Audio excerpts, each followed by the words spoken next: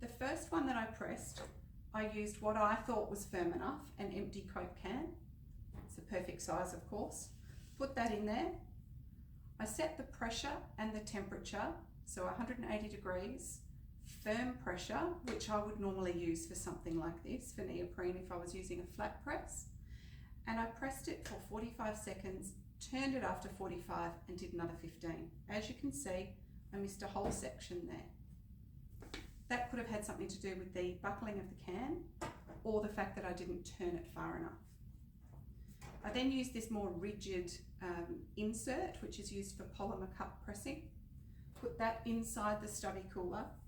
Now I also used a firm pressure on this one, but it buckled out the top and it wasn't pressed for long enough. That was a total of 60 seconds, so 45 seconds and then another 15 after I've turned it at 180 degrees. Take that out again. Then I went on to the third one, which I really felt I was getting closer. So again, put the insert inside, push the base up as much as I can so that you get the stitching exposed to the transfer. And that one was pressed using a light pressure, but unfortunately the time and temperature was still 180 degrees, but the time wasn't long enough. So I ended up with light patches.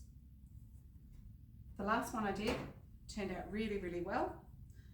The insert, 180 degrees, 60 seconds, turn, another 60 seconds, and super light pressure. First of all, get your stubby cooler, put your insert inside. So we wrap the transfer around,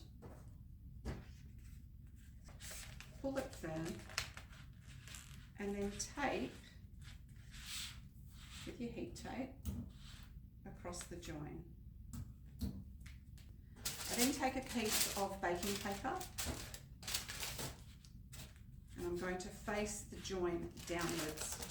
That just enables me with the baking paper to turn it without having to touch the stubby cooler. Place it in the heat press, position it in the centre and go for 60 seconds. Using the baking paper, just pull it out slightly, make sure you turn so that the section that was in the gap is now fully on the heat pad. And then go again. Okay, here we go. I'm going to just roll the paper back around, which will allow me to then pull it out of the press without touching the heat. That, my friends, is a really lovely print.